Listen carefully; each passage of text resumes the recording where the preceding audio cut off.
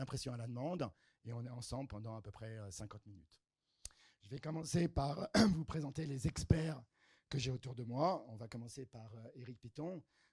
Éric, commercial et administrateur de l'imprimerie La Ballerie depuis une quinzaine d'années.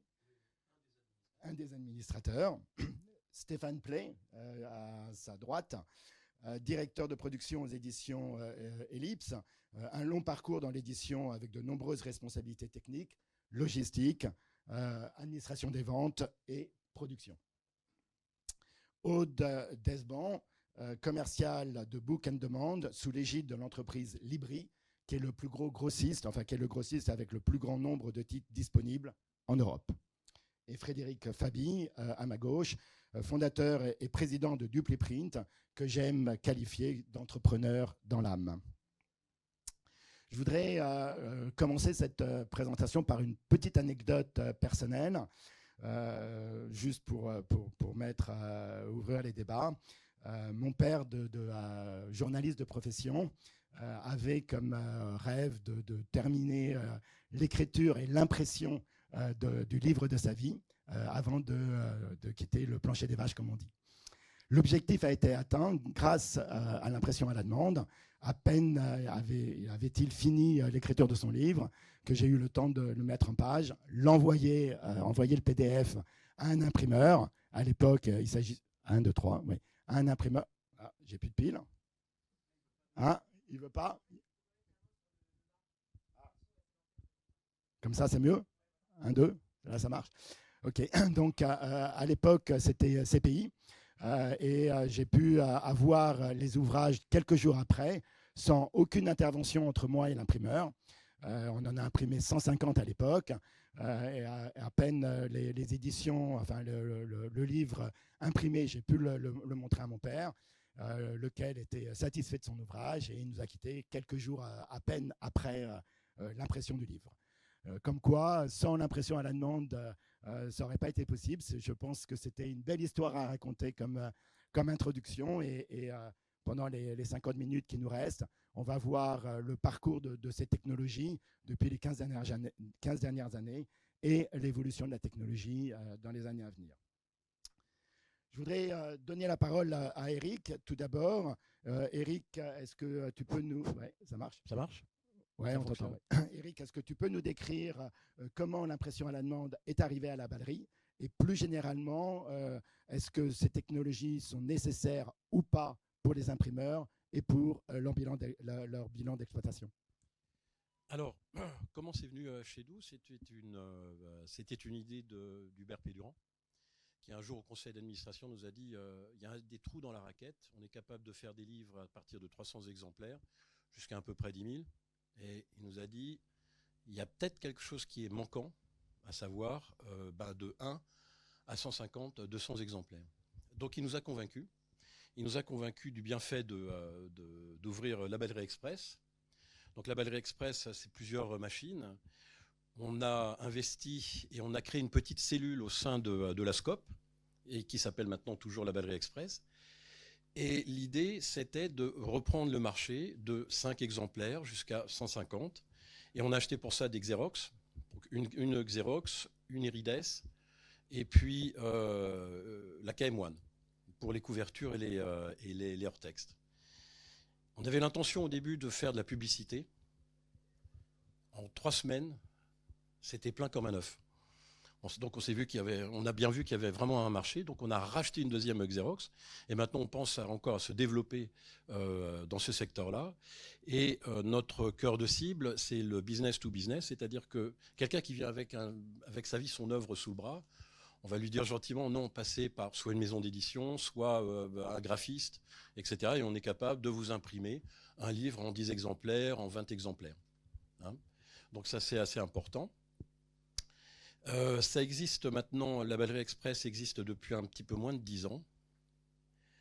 Et Hubert Pédurand est revenu nous voir, est revenu à la charge, il a dit, mais il y a aussi quelque chose, on voit bien que maintenant le marché se resserre, c'est-à-dire qu'autrefois on faisait 10 000 exemplaires d'un seul coup, d'un seul tenant. Maintenant, ça va être plutôt 10 000, peut-être en 10 fois, peut-être en 20 fois, mais il faut trouver des solutions pour justement faire de la POD mass market. On a regardé, on s'est dit combien ça coûte, 6 millions d'euros, 2000 mètres carrés, banco.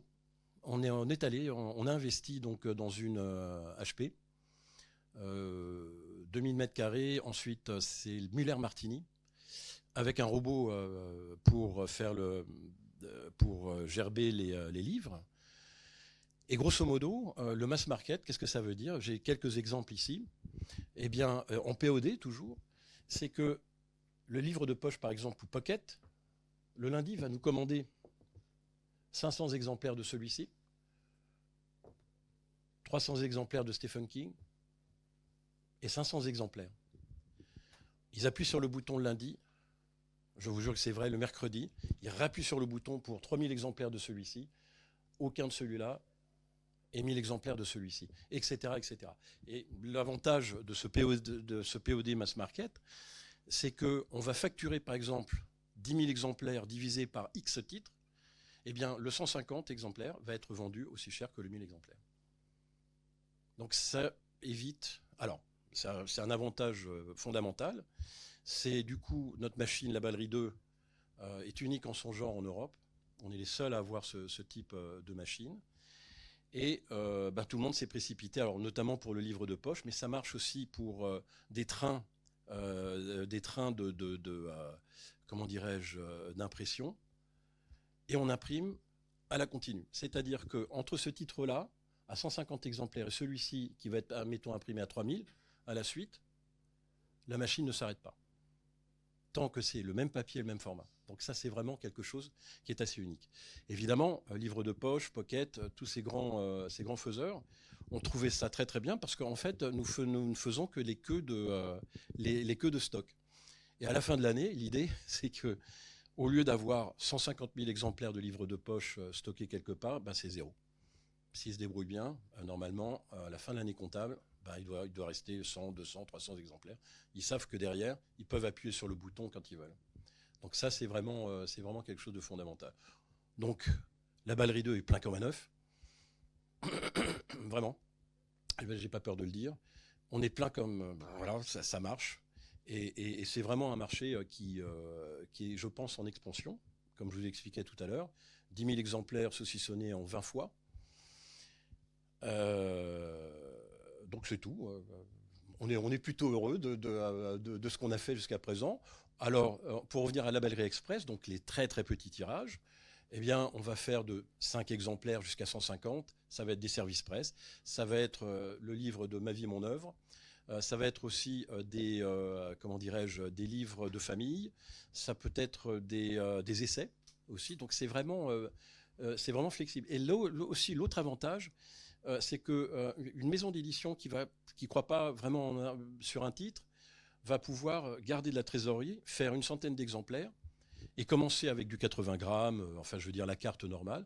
Ensuite, passer, si ça marche, passer directement en 400 exemplaires, 1000 exemplaires, ça sera toujours la même qualité. Toujours la même qualité imprimeur.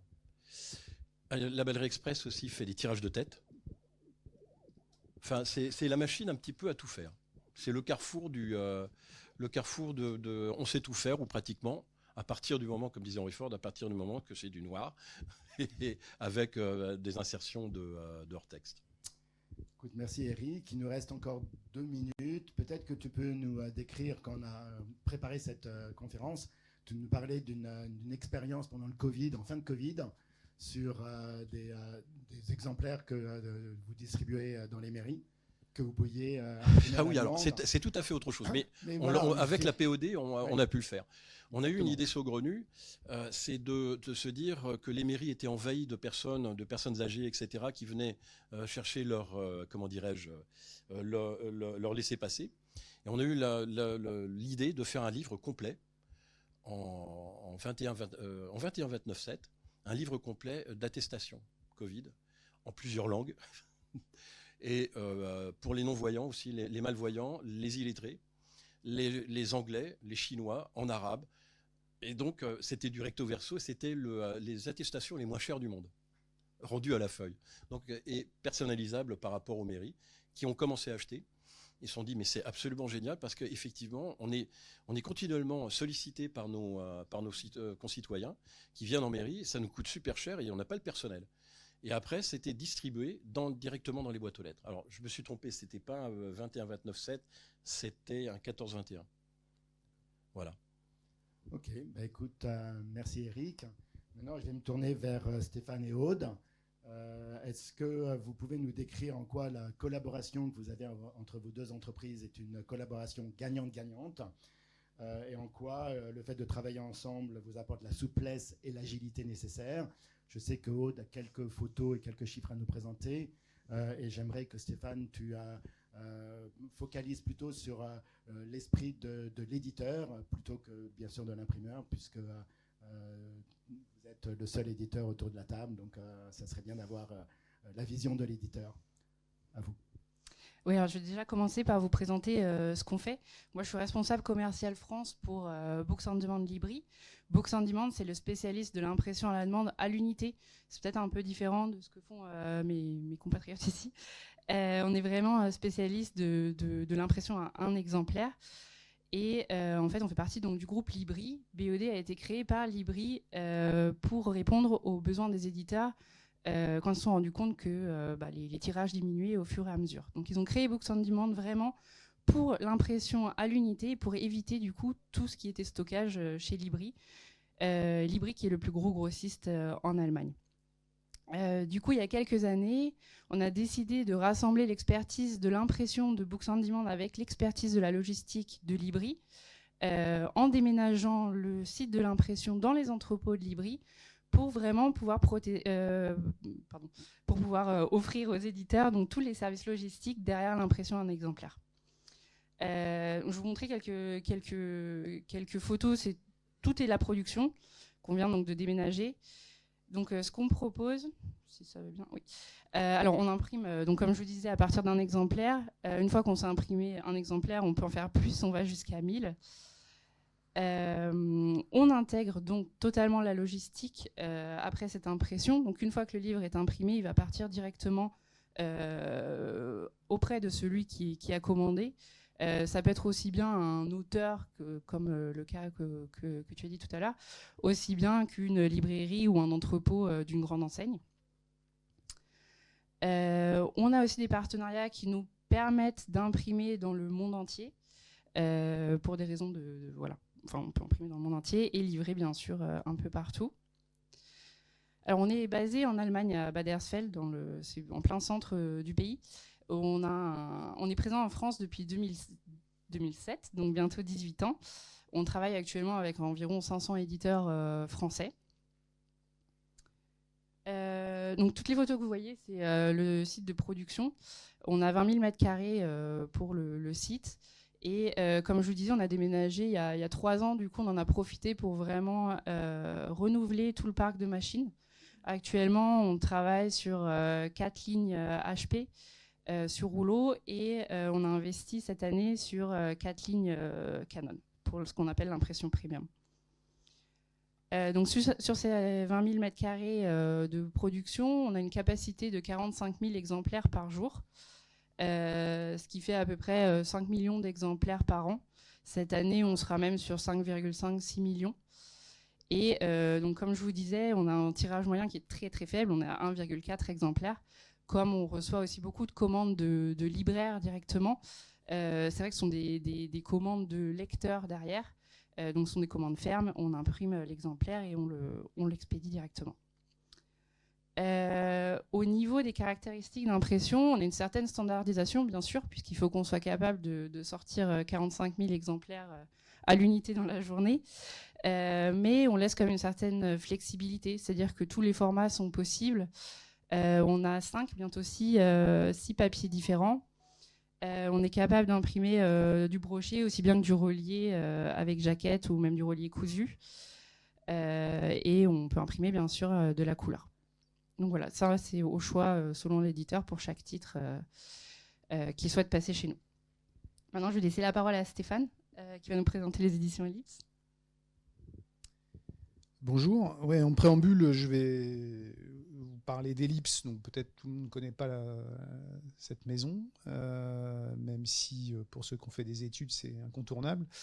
Ellipse, c'est une maison d'ouvrages universitaires, parascolaires, de livres de langue, dans la plupart des domaines du savoir. Donc on peut faire de la médecine, on peut faire de la gestion, on peut faire du droit beaucoup, on peut faire évidemment tout type de langue. On a d'ailleurs un nombre impressionnant de livres de langue exotique, on va dire, mais évidemment pas seulement. Ellipse, c'est une entreprise qui a plus de 50 ans, une maison d'édition qui a plus de 50 ans, c'est 50 salariés, c'est 10 000 références actives, et de l'ordre de 5 à 600 nouveautés par an, et quelques centaines de réimpressions. Donc 50 personnes, c'est pas énorme, d'autant plus qu'Ellipse est son propre distributeur-diffuseur. Donc on a nos entrepôts et on gère nous-mêmes distribution-diffusion. 10 000 références, c'est beaucoup, donc 10 000 références en stock. Vous imaginez quand même ce que ça peut représenter. Mais par ailleurs, la question s'est posée, moi je suis arrivé il y a 3 ans, mais la question se posait déjà avant, de savoir comment gérer tous ces ouvrages qui ne sont plus en stock ou qui arrivent en fin de stock. Qu'est-ce qu'on fait?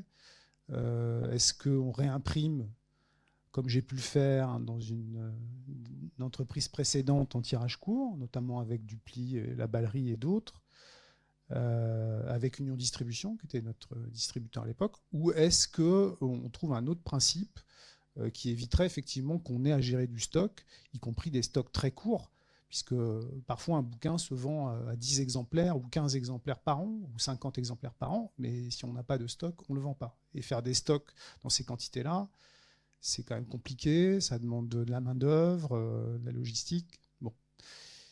Et donc on a réfléchi au problème en interne et on s'est dit que finalement, pour ce qui nous concernait, le plus intéressant, c'était plutôt de l'impression à la demande.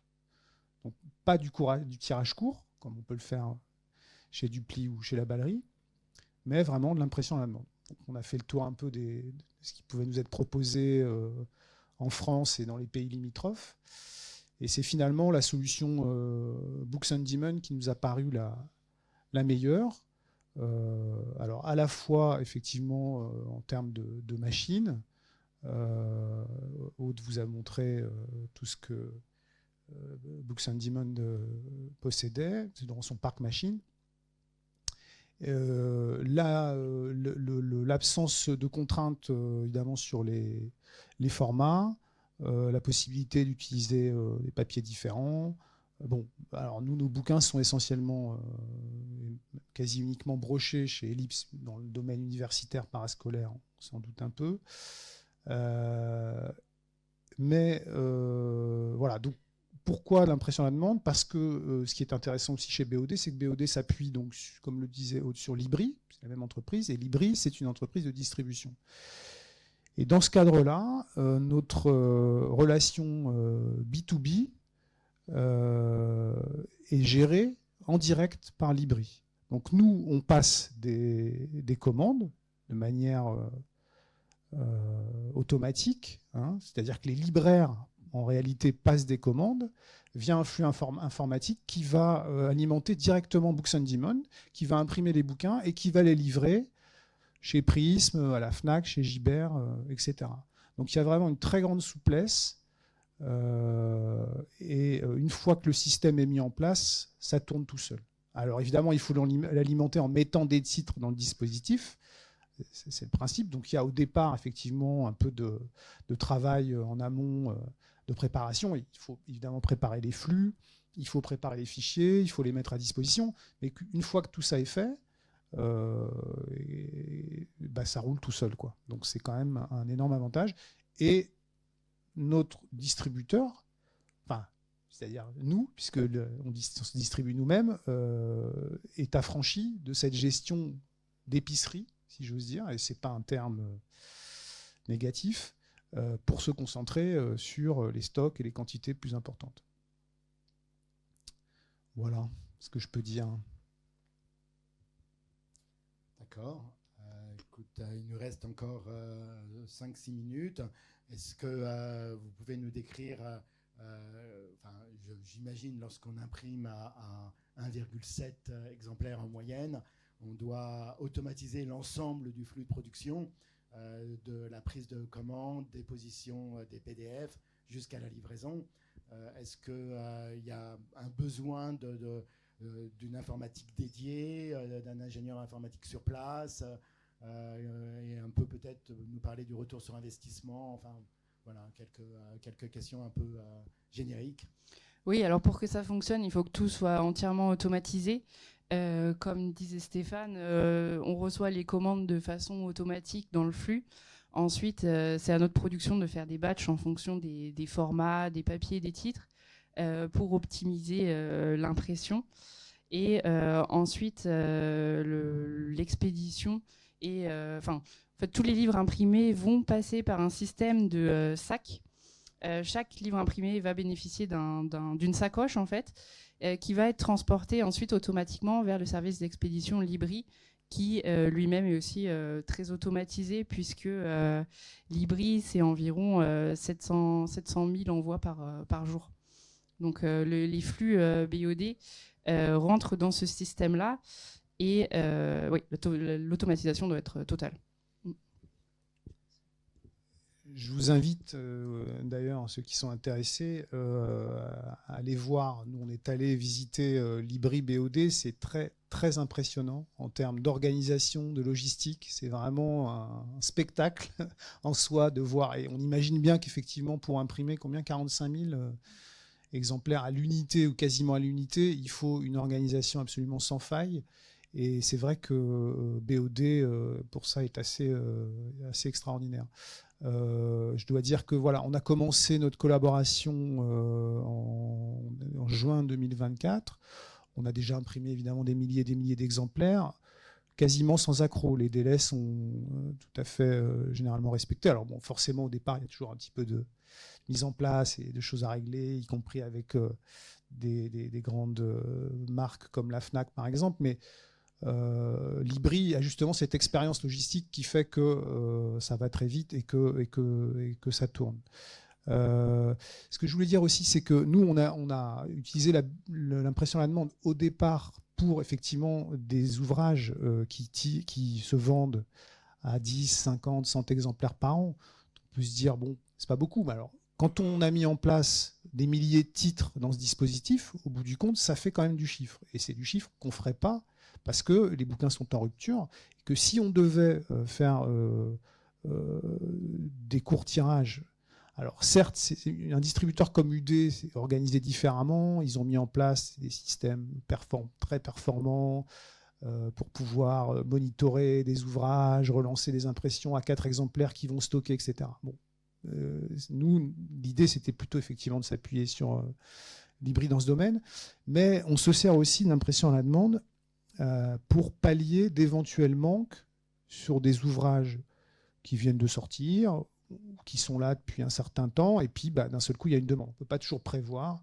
Il en restait 150 exemplaires en stock, et puis d'un seul coup, ça se met à partir parce qu'il y a une actualité, parce qu'il y a un prof qui a demandé à ses élèves, etc. On peut lancer une réimpression, on va lancer une réimpression, mais il peut y avoir un délai dans lequel le bouquin n'est plus disponible. Et en fait, si, il l'est, parce que le titre est référencé chez Books on Demand, et que dès l'instant où on arrive en stock zéro, c'est l'impression à la demande qui prend le relais, jusqu'au moment, alors tout ça évidemment est automatique, jusqu'au moment où le titre revient en stock, et à ce moment-là, c'est à nouveau le stock qui prend le relais. Donc c'est aussi un des usages qu'on a de BOD et qui permet d'éviter les ruptures. Et vis-à-vis de la librairie, peut-être un mot sur l'avantage pour le libraire. Alors pour le libraire, le libraire sait qu'il commande. Le libraire sait qu'il commande un ouvrage qui est imprimé à la demande, contrairement au tirage court où là il ne le sait pas forcément. Alors il le sait, c'est en tirage court, y compris parce qu'il y a la possibilité de retour pour le libraire est généralement limitée. Forcément, quand on imprime dans des quantités extrêmement limitées, courtes, que ce soit 1 ou 10 exemplaires, compliqué de jeter le bouquin parce que finalement le libraire ne le veut pas. Donc ça correspond à des demandes. Le libraire fait une demande parce qu'il a un client qui veut le bouquin. Chez nous, il sait effectivement que c'est une impression à la demande. Maintenant, les délais sont extrêmement courts. 48 heures, 3 jours, le bouquin est livré chez le libraire. Alors, libraire, effectivement, ça peut être des grandes enseignes, mais c'est aussi des libraires beaucoup plus petits qui sont livrés de la même manière. Donc oui, le libraire sait qu'il commande de l'impression à la demande, mais bon, il vend son bouquin et il le reçoit comme il recevrait un bouquin qui vient de nos entrepôts, quoi. Ok, ben, merci beaucoup à tous les deux. Je me tourne maintenant vers Frédéric.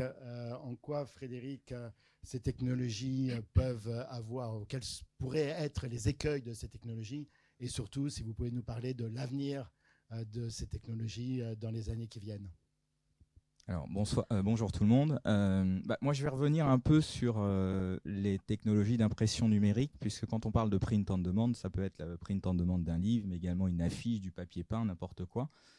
Et en fait, ces technologies, elles sont nées dans les années 90, et c'est grâce à ces technologies d'impression numérique qu'on a pu faire du print on demand, puisque aujourd'hui, vous avez différentes technologies, laser, jet d'encre, encre liquide, etc. Mais ce qui est important, c'est que toutes ces technologies aujourd'hui permettent de faire exactement ce que font les technologies traditionnelles. C'est-à-dire qu'aujourd'hui, alors, on peut pinailler, mais en clair, aujourd'hui, il n'y a pas de différence de qualité entre une impression numérique et une impression traditionnelle. Donc ça, c'est déjà le postulat de base. Après, ce qui est intéressant, c'est de regarder qui a adopté ces technologies.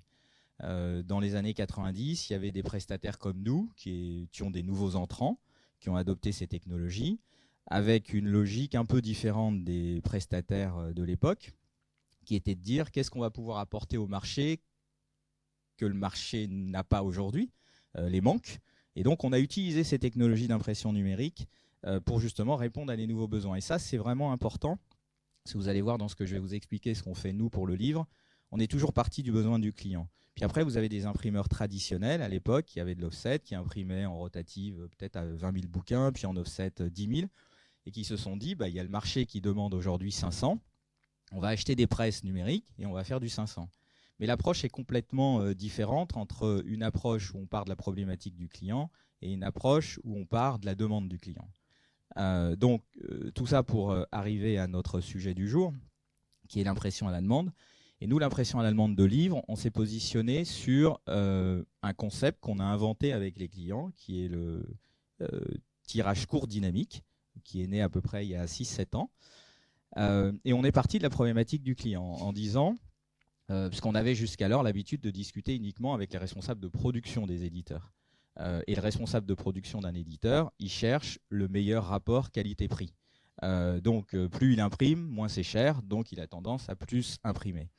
Et quand on a commencé à discuter avec les éditeurs de façon large, c'est-à-dire des gens de la finance, des gens de la production, des gens de l'édition, des gens de la distribution, on s'est rendu compte qu'il y avait une demande de tirage court dynamique pour différentes raisons. Vous avez des éditeurs qui vont passer au TCD pour des raisons, pour pouvoir, je dirais, mettre sur le marché des livres qui n'y sont pas et qui ont des faibles rotations de vente. Donc chez un éditeur, ça va être 200, chez un autre 400, chez un autre 600. Ça, c'est l'éditeur qui décide de passer en tirage court dynamique des ouvrages sur des quantités qu'il va définir. Ça, c'est la première problématique qu'on a rencontrée. Il y en a deux principales. La deuxième, c'est de se dire, plutôt que de tirer un nouvel ouvrage à 5000 exemplaires, je vais le tirer à 2000 et je vais passer tout de suite en tirage court dynamique pour les retirages. Donc ça veut dire que j'évite de stocker trop et je passe en tirage court dynamique. Et en synthèse, cette problématique de tirage court dynamique, ça permet à l'éditeur de faire du nouveau business, puisqu'il y a des titres qu'il n'aurait pas vendus, puisqu'ils n'étaient plus au catalogue, de limiter les frais financiers, aussi bien dans le stockage que dans le pilon, etc. Et puis enfin, on est à l'ère de l'écologie et donc d'avoir une empreinte carbone moins importante, etc. Et c'est un vrai challenge aussi pour les éditeurs aujourd'hui et pour toutes les entreprises aujourd'hui. Donc ça, c'était pour la problématique. Une fois qu'on a, je dirais, compris cette problématique, bah, il faut la mettre en musique. Et pour la mettre en musique, il y a deux choses qui sont importantes. Il y a le workflow et la production. Donc le workflow, c'est les flux d'informations entre les éditeurs et nous, ou en l'occurrence les éditeurs, les distributeurs et nous. Et donc là, au niveau du TCD, la façon dont ça s'organise, la première chose, c'est de créer un catalogue d'ouvrages. C'est-à-dire qu'on crée une librairie électronique d'ouvrages et on va mettre au catalogue un certain nombre d'ouvrages qui vont pouvoir être recommandés. Donc il y a un premier flux entre l'éditeur et nous, qui est la mise au catalogue. C'est-à-dire qu'on reçoit des métadonnées, on reçoit des fichiers PDF sur un serveur et on met les ouvrages au catalogue. Ça, c'est la première étape et c'est le premier flux. Une fois que l'ouvrage est prêt chez nous, on renvoie un flux en disant bah, c'est bon, c'est prêt à commander. Ensuite, la deuxième étape, bah, y a une commande. La commande, elle ne se fait pas par l'éditeur, elle se fait généralement par le distributeur, qui est donc en fait le logisticien qui va nous passer les commandes en fonction de l'état de ses stocks. Donc il détermine un niveau de stock minimum, et puis à chaque fois qu'ils sont en dessous du stock minimum, il nous repasse une commande. Donc là, on reçoit un flux qui comprend en gros le AN du bouquin et la quantité. Nous, on a toutes les données techniques, on reçoit cette commande, on l'intègre dans nos systèmes, on renvoie un accusé de réception de commande en disant qu'on a bien reçu la commande Y avec une quantité de 22 à livrer à telle adresse. Ça, c'est le deuxième flux. Troisième flux, on envoie un ordre de pré-livraison, c'est-à-dire qu'on va envoyer un flux en disant bah, demain on va vous livrer tel et tel et tel titre. Il peut y en avoir, je sais pas, 150, 200 avec des quantités de 10, 15, 20, etc. Notre quantité moyenne étant de 28 exemplaires. Et donc ensuite, lors de la réception, le distributeur nous renvoie un flux en nous disant j'ai bien réceptionné les ouvrages, on est OK sur la quantité, ou alors vous nous en annoncez 25, on en a compté 24. Et donc, on se met d'accord sur le principe que le distributeur a toujours raison. C'est-à-dire qu'après, on fait des points tous les trimestres. Mais pour éviter les ruptures de chaîne, on part du principe que le distributeur a toujours raison. Et une fois qu'on a reçu ce flux, on passe à la facturation, qui est une facturation électronique. Donc, c'est un flux XML ou un PDF. Et donc, vous voyez qu'en fait, ce workflow, il est complètement automatisé. Et sans l'automatisation de ce workflow, on ne saurait pas traiter ce type de commande. Puisque quand on fait un dossier de fabrication dans l'édition pour une commande, on met à peu près 8 minutes. Donc, vous imaginez bien que si on doit mettre 8 minutes par le nombre de commandes qu'on reçoit tous les jours sur des quantités de 10, 15 ou 20, c'est économiquement pas possible. Donc ça, c'est le workflow qui est complètement automatisé entre l'éditeur, le distributeur et nous. Ensuite, là commence la production et l'enjeu. Et je compare souvent ça et j'ai souvent tendance à dire qu'en gros, ce qu'on doit faire, c'est rendre de l'épicerie industrielle. C'est-à-dire qu'on reçoit des tas de petites commandes qu'on ne peut pas traiter comme des petites commandes, qu'il faut qu'on crée comme de l'industrie pour avoir un même standard de qualité et surtout une même productivité. Donc en fait, ce qui se passe, c'est quand on reçoit les commandes, on trie les commandes par type de papier, par format de bouquin. Alors les formats, sachant que nous, quand on parle d'un format, ça peut être un bouquin qui fait 130 jusqu'à 145. Pour nous, c'est le même format puisqu'on a après complètement automatisé la production. Mais en tout cas, on réunit les ouvrages par catégorie de format, par type de papier, par date de livraison, et on pré-crée des batchs de production. Ensuite, on crée le batch de production. Donc le batch de production, il est créé automatiquement en fonction d'un nombre de mètres de papier, etc., pour éviter trop de gâches. Enfin bref, il y a des calculs qui ont été faits par rapport à ça. Et une fois que le batch de production il est créé, on lance d'un côté l'impression bobine jet d'encre noir ou couleur, et on lance de l'autre côté toutes les couvertures sur des presses numériques. Et ensuite, les couvertures sont pelliculées également, mat, brillant ou sans pelliculage. Et ensuite, on fait une réconciliation de la bobine imprimée et des couvertures. Et là, on a deux lignes de production, dont une ligne Muller-Martini qu'on a rentrée il y a à peu près 1 an et demi, qui permet juste à partir d'un code data matrix de faire tous les réglages. C'est-à-dire qu'on lance la bobine, il y a une réconciliation entre la couverture et l'intérieur qui se fait de façon complètement automatique, c'est-à-dire avec un code barre. Donc on vérifie que le code de l'intérieur est conforme au code de la couverture. Et derrière, le document donc est plié, coupé, on forme des book blocks, on façonne, on coupe et c'est emballé, c'est prêt à être expédié. Donc en fait, en gros, on est parti de la problématique d'un client qui était de dire mais comment je peux faire pour mettre au catalogue des bouquins qui n'y sont plus aujourd'hui? Comment je peux faire pour réduire mes premiers tirages? Et puis on a utilisé nos nouvelles technologies d'impression, tout le workflow que l'on a, tous ces workflows sont développés en interne et ensuite on a On a beaucoup travaillé sur toute la partie industrie 4.0. On fait d'ailleurs partie d'un projet européen qui s'appelle OTPAS, qui réunit le CEA, Schneider Electric, etc. Et nous, on est là en tant que PME pour montrer ce que sera l'imprimerie du futur. Et donc, l'objectif, c'est de connecter toutes nos machines de production à nos systèmes d'information pour, en temps réel, pouvoir maîtriser où sont les couvertures, l'intérieur, est-ce que le dos est fait, etc., etc. Et donc, on a un système de reporting parce que l'automatisme, c'est super. Mais sauf que quand il y a un trou dans la raquette, vous vous en rendez compte à la fin. Donc, il faut absolument qu'on puisse avoir des tableaux de bord qui nous permettent très visuellement, c'est rouge, il y a un problème, c'est vert, tout va bien. Et donc, il y a des personnes qui suivent ça quotidiennement chez nous pour être sûr que tout se passe correctement. Et aujourd'hui, pour cette TCD, on a les 5 plus gros éditeurs français qui travaillent avec nous sur un tirage moyen de 28 exemplaires. Et on est, je dirais, en développement constant de business, parce qu'on a de plus en plus de volume, et en développement constant et en amélioration constante également des flux, parce qu'on cherche toujours à automatiser plus, aussi bien du côté des éditeurs que de notre côté. Donc voilà en quelque sorte ce que l'on fait. Ok, écoutez, merci beaucoup. On va prendre quelques questions de la salle. Je me suis rendu compte que j'ai présenté nos experts et j'ai oublié de me présenter moi-même. Donc, je m'appelle Thierry Sedbon. J'ai 35 ans, voire plus, dans les arts graphiques, dont une quinzaine d'années à la tête d'ACFA France. Et maintenant, je suis consultant depuis 2 ans et j'accompagne les entreprises dans leur transformation. J'accompagne les dirigeants d'entreprises dans leurs décisions et dans le management de leurs équipes et de leurs équipes commerciales. Donc, entre-temps, est-ce qu'il y a des questions dans la salle ? Oui.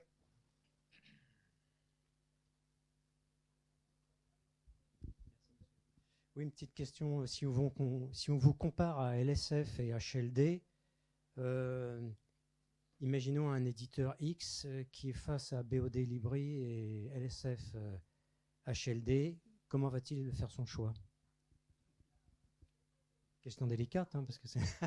Merci. Ça va dépendre. Nous, on est un groupe indépendant, donc après ça va rester à l'éditeur de faire son choix suivant plusieurs critères, notamment les caractéristiques d'impression qu'on peut vous proposer, qui peuvent être un peu différentes de celles des LSF. Dans les processus et le concept, en tout cas, ça sera très similaire. Une autre question ? Quel est le pourcentage en chiffre d'affaires de clients français chez vous ? Pour le client français, on est entre 10 et 15%. Les autres gros clients, c'est qui ? Alors, nos principaux clients, ce seront des éditeurs allemands, puisque Libri est une entreprise allemande. Le marché français est le second marché pour Libri Books on Demand. Et ensuite, on est très présent dans les pays scandinaves, donc Finlande, Suède, Danemark et Norvège.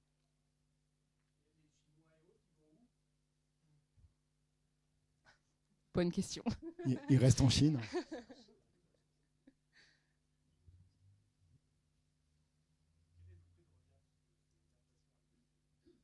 Alors tout va dépendre. Ça va dépendre de vos caractéristiques d'impression, bien sûr. Comme j'ai dit, on fait aussi bien du relié que du brochet.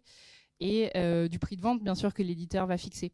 C'est-à-dire qu'on a bien sûr, le coût d'impression à l'unité va toujours être un peu plus cher que de l'offset, un plus gros tirage. Par contre, si vous prenez la totalité du process, c'est-à-dire que là, on va supprimer tous les coûts de stockage, de retour, dans ce cas-là, l'éditeur est plutôt gagnant. Mais tout va dépendre, en fait. On a des éditeurs qui vont décider d'augmenter le prix de vente de leur titre pour avoir une marge plus importante. D'autres qui vont laisser les prix. Tout est une question de stratégie aussi du côté de l'éditeur, puisque nous, on va vous fournir donc les tarifs d'impression et d'expédition. Et ensuite, la stratégie des tarifs est à définir.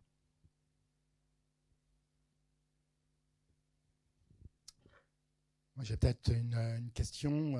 Est-ce que quelqu'un voudrait parler du retour sur investissement ? On a vu tout à l'heure que les investissements étaient plutôt lourds. Est-ce que quelqu'un voudrait prendre ce sujet ? Ça, c'est vraiment la question centrale. C'est-à-dire qu'aujourd'hui, ce type de solution, quand on parle du TCD, c'est une solution qui est une solution pour l'éditeur lui-même ou ses maisons d'édition dans les grands groupes, mais également pour des éditeurs tiers qui distribuent. Donc, c'est un service qu'il rend et qu'il offre à ses éditeurs. Donc là, on est dans une relation qui doit être gagnante-gagnante. Donc, ça veut dire que de toute façon, les prix de vente des ouvrages ne peuvent pas être des prix identiques à de l'impression numérique, même à 500 ou à 1000, c'est pas possible. Donc la question de partage de la valeur, pour le coup, là, elle se pose vraiment. Et je dirais qu'on est plus dans le partage de la valeur sur ce type de solution qu'on peut l'être quand on imprime des bouquins à 500 ou à 1000 exemplaires. Donc en ce qui nous concerne, on a un partage de la valeur que j'estime beaucoup plus équilibré dans le cadre du TCD que dans le cadre d'une impression standard numérique. Vous êtes en train d'expliquer que vous arrivez à mieux vendre votre valeur ajoutée dans ces applications-là que dans les applications à plus haut volume classiques.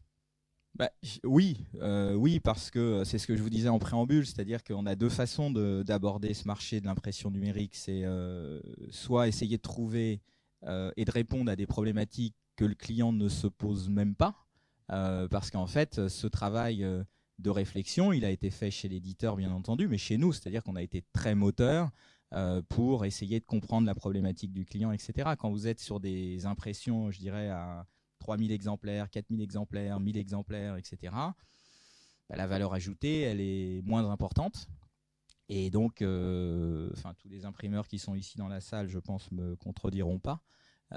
C'est une bagarre de prix et qui est très dangereuse et pour l'éditeur, parce qu'il risque à un moment donné de se retrouver sans imprimeur, en tout cas français, donc ce qui peut être quand même un problème. Et pour l'imprimeur, puisqu'on n'a plus les moyens de renouvellement et de réinvestissement dans nos lignes de production. Et il faut savoir qu'une ligne de production numérique, au bout de 5 ans, 5-6 ans, vous la changez et vous n'en tirez rien. Quand vous achetez une machine offset traditionnelle à 2 millions d'euros, au bout de 6-7 ans, cette machine, elle vaut encore au moins 700, 800 000, 900 000 euros. Quand vous achetez une machine numérique qui aujourd'hui est quasi aussi chère, voire plus chère qu'une presse offset, 1 million d'euros, au bout de 5 ans, vous payez pour qu'on puisse venir vous l'enlever de vos locaux. Donc vous avez intérêt à gagner de l'argent pendant l'amortissement du matériel. Et on voit cette spirale descendante en termes de prix dans les imprimeurs traditionnels. Pas que les imprimeurs traditionnels, je vous rassure, la spirale de prix, elle est aussi descendante chez nous. On est obligé aujourd'hui d'avoir des prix très bas. Il n'y a pas que l'imprimeur traditionnel. En fait, la problématique aujourd'hui, c'est qu'il n'y a pas de différence entre l'imprimeur traditionnel et l'imprimeur numérique, puisqu'on utilise les mêmes technologies. Donc, en fait, c'est ce que je vous disais tout à l'heure. En fait, il y a deux approches. Soit vous prenez une machine et puis vous essayez de voir ce qu'elle peut apporter de plus. Soit vous prenez une machine pour répondre à un besoin et on baisse les quantités, mais c'est valable pour le livre, c'est valable pour le marketing, c'est valable pour tout aujourd'hui. Bien sûr. Vous vouliez rajouter quelque chose ? Effectivement, les gens qui font de la fabrication savent bien qu'imprimer, ils peuvent bien imaginer qu'imprimer à 1 exemplaire ou à 10 exemplaires ou à 20, c'est pas le même prix que d'imprimer à 2000 ou 3000. Après, comme vous le disiez, un bouquin qu'on va payer certes plus cher, c'est un bouquin qu'on va pas stocker, c'est un bouquin qu'on va pas jeter. Et quand on imprime à 3000 exemplaires ou à 10 000 ou à 15 000, tout le monde sait que là-dessus, il y a des retours, il y a du pilon et que ça, et puis il y a du stock et que tout ça, ça coûte de l'argent. Donc, je remercie Frédéric pour sa description des flux parce que c'est tout à fait, on a travaillé ensemble sur le sujet précédemment et c'est effectivement essentiel. C'est-à-dire que ça ne peut fonctionner que si tout ça est automatisé.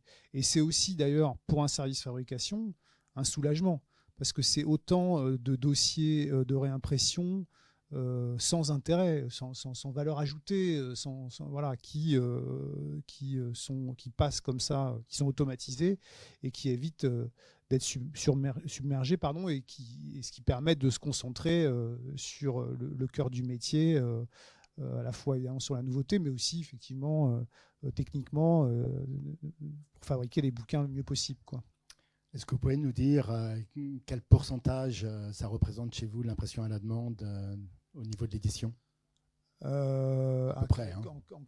En nombre de livres. En nombre de livres, pour l'instant, voilà, nous on a commencé il y a 1 an et demi. On a aujourd'hui donc 1500 références dans le dispositif. Voilà, je dirais que ça se compte évidemment en milliers d'exemplaires imprimés, chacun globalement à l'unité, mais ça peut aussi parfois être imprimé à 50 ou 100 exemplaires, hein, ça arrive aussi.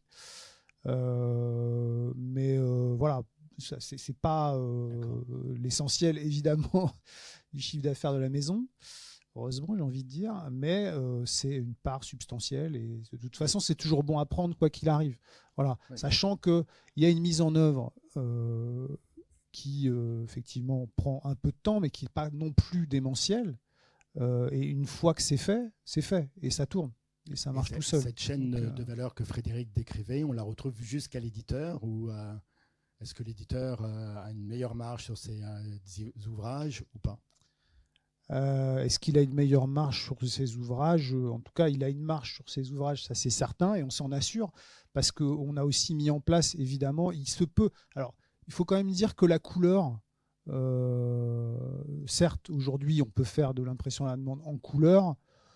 Vous ne ferez pas le beau livre du musée ou de voilà. Donc l'essentiel, c'est quand même aujourd'hui encore le noir. C'est du noir éventuellement avec un cahier couleur. Ça marche très bien. Un bouquin intégralement en couleur en 19-24, 400 pages. Je pense que la rentabilité ne sera pas là, à moins que vous soyez en capacité de le vendre 150 €. Mais enfin, je ne sais pas quel prix, mais en tout cas un prix très important, ça n'y est pas. Mais ça va venir, c'est certain. On voit qu'effectivement les technologies avancent. Aujourd'hui, on est capable de faire de la couleur sur des quantités de plus en plus basses. Les imprimeurs vendent du numérique couleur de plus en plus. Et donc, il n'y a pas de raison que l'impression en très court tirage ou à l'unité ne soit pas un jour... disponible de la même manière. Puis ce que je voulais dire aussi, c'est que pour Ellipse, en tant que distributeur, l'IAD, c'est très intéressant parce que c'est un service aussi qu'on peut proposer aux éditeurs qu'on distribue et on diffuse. Et c'est aussi ça une valeur ajoutée pour eux, quoi. Ils savent que, parce que c'est quand même souvent des petits éditeurs, essentiellement, et pour eux, c'est très intéressant de pouvoir rentrer dans ce système et continuer à vendre des bouquins sans avoir des stocks trop important. On arrive vers la fin de cette conférence. Est-ce qu'il y a encore on peut prendre encore une ou deux questions avant de se quitter? Le POD, on avait toujours évoqué ça comme étant le rapprochement de l'imprimeur par rapport à la destination et un meilleur bilan carbone. Frédéric, c'est quelque chose qui est possible, ça? Décentraliser l'impression? Alors, dans d'autres domaines, on le fait un peu. Par exemple, on a un client sur notre usine de Mayenne qui s'appelle Renault, pour lequel on imprime des manuels techniques en Australie. La commande arrive chez nous et quand on sait que c'est à livrer sur l'Australie, c'est routé directement chez un imprimeur local qui imprime. Après, on a essayé de le faire sur des productions européennes. Mais là, ça ne marche pas très très bien parce qu'en fait, aujourd'hui, les coûts de transport sur l'Europe sont quand même pas très importants. Et on se rend compte que le fait de produire sur un lieu, on optimise mieux le volume, etc. Parce qu'en fait, c'est toujours cette problématique-là. C'est-à-dire que quand on parle d'impression à la demande, il faut du volume. Si je prends Libri par exemple ou BOD, ils ont beaucoup de volume. Donc le fait d'avoir beaucoup de volume, vous optimisez les choses. Nous, c'est pareil, c'est-à-dire que la solution qu'on a développée il y a 5-6 ans, on aurait pu la développer il y a 15 ans. Le problème, c'est qu'à partir du moment où vous n'avez pas assez de volume, vous tournez en rond parce que vous n'avez pas assez de volume, donc vous ne pouvez pas faire des batchs de production assez importants. Vous n'avez pas assez de volume, donc vous bricolez sur le dos carré-collé à acheter des petits matériels qui ne sont pas vraiment des matériels de production. Donc bon, ils font du dos, mais après, vous n'avez pas la bonne productivité. Donc à la fois, imprimer sur lieu de besoin, nous on le fait, mais c'est plus du dépannage. Quand on est dans des solutions vraiment industrielles comme celles dont on parle là, il faut quand même un certain niveau de volume, donc c'est plutôt centralisé que décentralisé. Un des avantages qu'on a nous aussi avec BOD, c'est d'avoir pu ouvrir notre marché à l'Europe. Alors, dans notre typologie de bouquins, on peut s'interroger, mais on fait par exemple beaucoup d'ouvrages de français langue étrangère Et ces bouquins-là, ils se vendent à l'étranger. Ils se vendent en Europe et on a là-dessus avec BOD un partenariat qui nous a permis aussi de vendre notamment sur l'Europe du Nord, sur le marché germanophone et qui nous a ouvert des perspectives aussi dans ce domaine.